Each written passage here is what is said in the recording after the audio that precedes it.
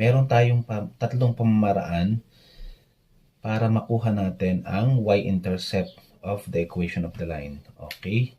Ito muna yung una natin gagawin. Okay, kung ang ating given equation ay 9x plus 5y equals negative 45, ang gawin lang natin, kunin natin yung 5y, equate natin sa negative 45. Then, makukuha na natin ang value ng y.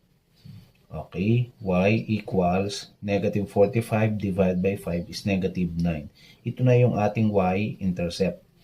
Okay, b equals negative 9.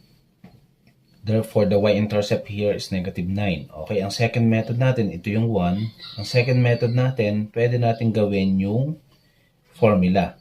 9x plus 5y equals negative 45. Gagamitin natin yung formula na x over a plus y over b equals 1. Ito yung intercept form.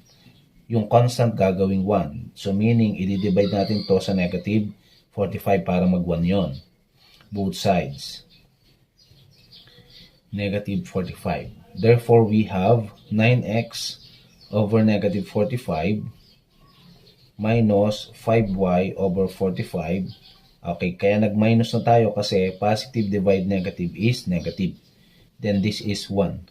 Okay, kita na natin. Okay, 9 divided by negative 45 is x over negative 5. Minus 5 divided by 45 is y over 9.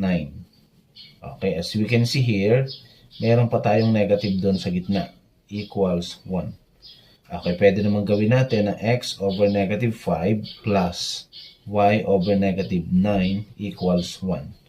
As we can see here, ang sign ng ating x-intercept ay negative 5, ang y-intercept ay negative 9. So, meaning, ang b natin dito ay negative 9. Okay, next. Ang third step naman natin, ano yung pwede nating i-apply?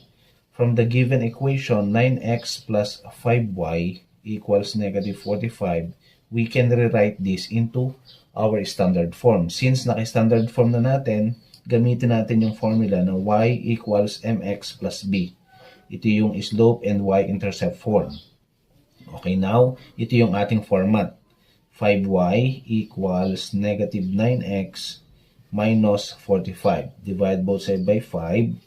5y equals negative 9x, 9 over 5x minus 9. Okay, kung ano yung positive b, kung ano yung b natin, yun yung ating y-intercept. So, meaning b equals negative 9.